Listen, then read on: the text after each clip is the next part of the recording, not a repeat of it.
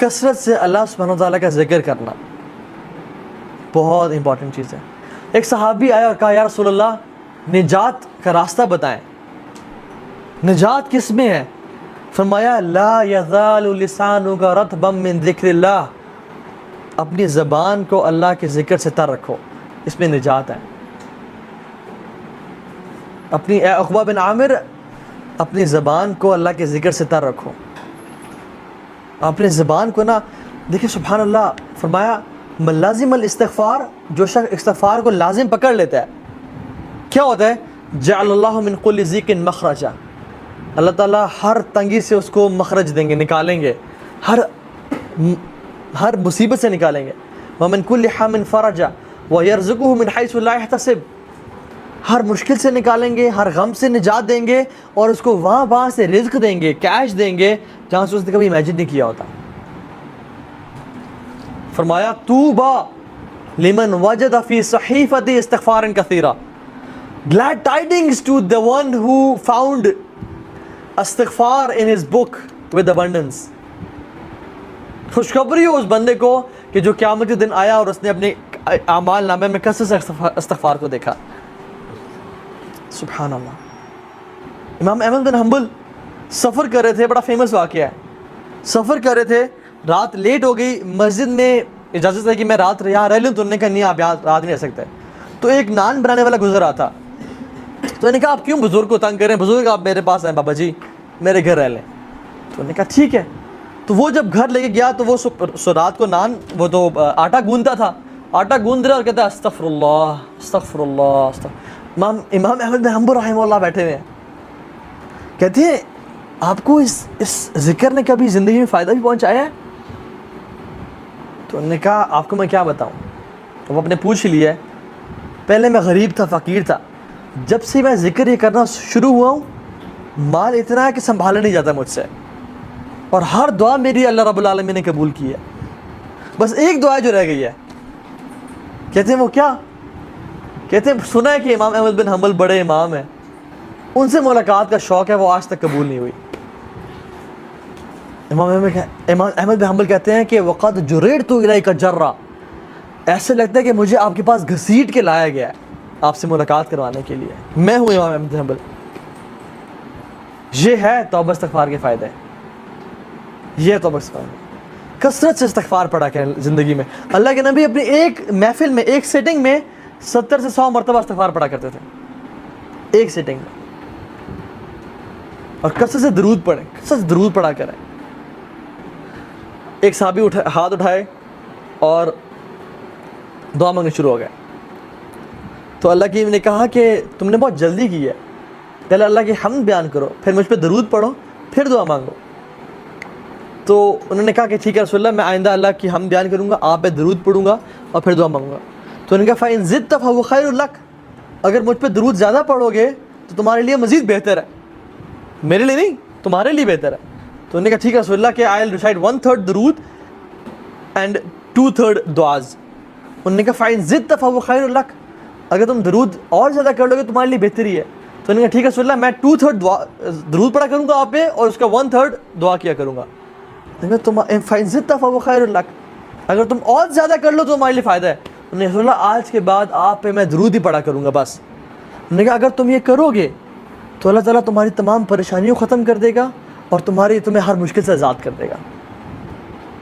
जय अल्लाह के नबी दरूद पढ़ना। जो शख्स सुबह और शाम अल्लाह के नबी पे 10 दफ़ा दरूद भेजते हैं, अल्लाह सुब्हानहू व तआला उसके तमाम फरिश्ते उस पर 70 मरतबा दरूद भेजते हैं, 70 टाइम्स। उसके दर्जात बुलंद होते हैं, उसके गुनाह माफ़ होते हैं, उसकी नेकियां लिखी जाती हैं। You know so much reward. और एक और हदीस में पता है क्या आता है? सुभान अल्लाह, हम चाहते हैं कि अल्लाह के नबी के सामने हमारा नाम लिया जाए। कौन कौन चाहता है कि अल्लाह के नबी के सामने हमारा नाम लिया जाए? हर बंदा चाहता है। एक हदीस में आता है कि जो शख्स मुझ पर दरूद भेजता है ना, मेरे में रूह डाली जाती है और मुझे उसका दरूद पहुंचाया जाता है। अल्लाह के जो फरिश्ते हैं ना, नूरानी मखलूक, वो अल्लाह के नबी तक उस बंदे का दरूद पहुंचाते हैं। जस्ट इमेजिन सुभान अल्लाह कि रसूलुल्लाह सल्लल्लाहु अलैहि वसल्लम के सामने ये कहा जाए कि या रसूलुल्लाह आपका बंदा अब्दुल्ला बिन अब्दुर्रहमान, उसने आप पे दरूद पढ़ा है। सुभान अल्लाह। तो अल्लाह के नबी पे तक दरूद पहुंचाया जाता है। शेख सालिल मग़ासमी हैं, वो कहते हैं कि उनका ऑपरेशन हुआ, हार्ट सर्जरी हुई और उनके ना हार्ट ब्लॉकेज थे, बहुत सारी आर्टरीज ब्लॉक थी और स्टंट्स डले हुए थे, तो बहुत इश्यूज था उनके उसमें। तो वो कहते हैं कि it was a lengthy operation. कहते हैं कि मैं बड़ा परेशान था, डॉक्टर्स ने मेरा ऑपरेशन किया, सक्सेसफुल हो गया अल्हम्दुलिल्लाह, टांगे लगा दिए, मैं उठा तो आई वॉज रिलैक्सड। लेकिन कुछ देर बाद डॉक्टर्स दोबारा आने शुरू हो गए और जो साथ मशीन्स थी उनमें ना पी पी पी कुछ होने शुरू हो गया, और एक डॉक्टर आ रहा, दूसरा, तीसरा, चौथा। ये अरब के बहुत बड़े दाई हैं, शेख सालिल मग़ासमी, अभी भी ज़िंदा हैं रहमहुल्लाह।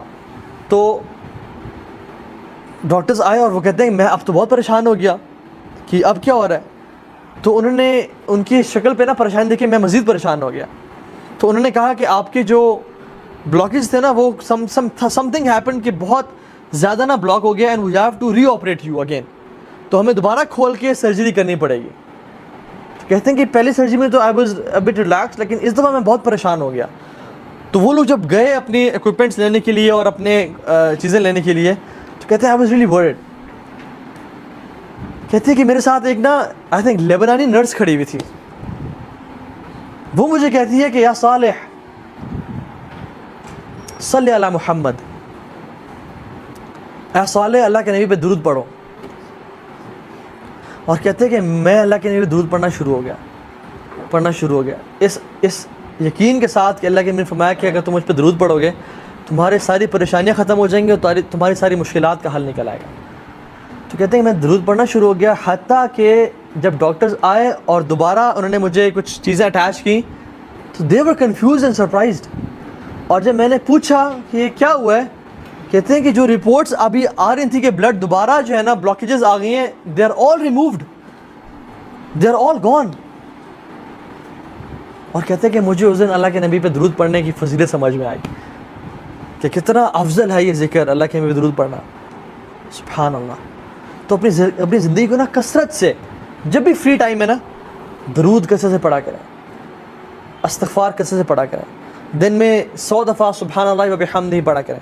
अल्लाह ताला तमाम के तमाम गुनाह माफ़ कर देते हैं जो शख्स दिन में 100 दफ़ा सुभान अल्लाह व बिहम्दिही पढ़ लेता है। तो ये 5 प्रिंसिपल्स हैं जो कि हमने आज जिक्र किए, जो कि इंसान की ज़िंदगी भी बेहतरीन बनाता है और आखिरत भी बेहतरीन बनाता है। ये तो बहुत बड़ी डिस्ट्रैक्शन मेरे सामने आ गई है। इंशाल्लाह will and on this, just repeating the 5 points. पहला पॉइंट क्या था? अल मुदावमतु अलल फ़राइज़, फ़राइज़ पे मुदावमत, कंसिस्टेंसी। वल्लाहिल अज़ीम, इंसान की तरावी में निकलने वाले आंसुओं से बेहतर ज़ोहर की नमाज़ में जाने के लिए जो एक पसीने का कतरा है ना, वो उससे लाख दर्जे बेहतर है।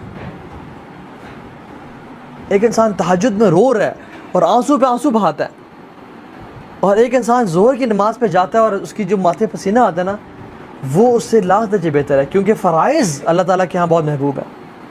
तो अल मुदावमत अलल फ़राइज़। दूसरी चीज़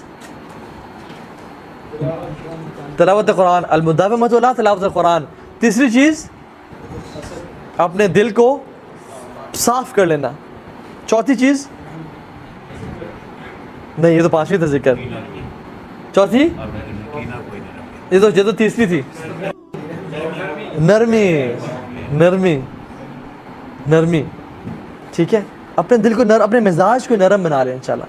और 5वीं चीज़ अल्लाह ताला का जिक्र। यकीन जाने जो शख्स इन पे ना अमल करना शुरू कर देगा ना, वो अपनी ज़िंदगी में बहुत बड़ी बड़ी चेंजेस देखेगा, उसके काम आसान होते जाएंगे और उसके लिए रिज़्क आ जाएगा उसके सामने। अल्लाह ताला आप सब का आना कबूल फरमाए और आप हम सब को जो हमने आज सुना उस पर अमल की तौफीक दे और हमारी ज़िंदगियों को अल्लाह के नबी की सुन्नत के मुताबिक ढाल दे। जज़ाकल्लाह खैर, बारकल्लाह फ़ीक, सुब्हानकल्लाहुम्मा व बिहम्दिक, अशहदु अल्ला इलाहा इल्ला अंता, अस्तगफिरुका व अतूबु इलैक। वस्सलामु अलैकुम व रहमतुल्लाह।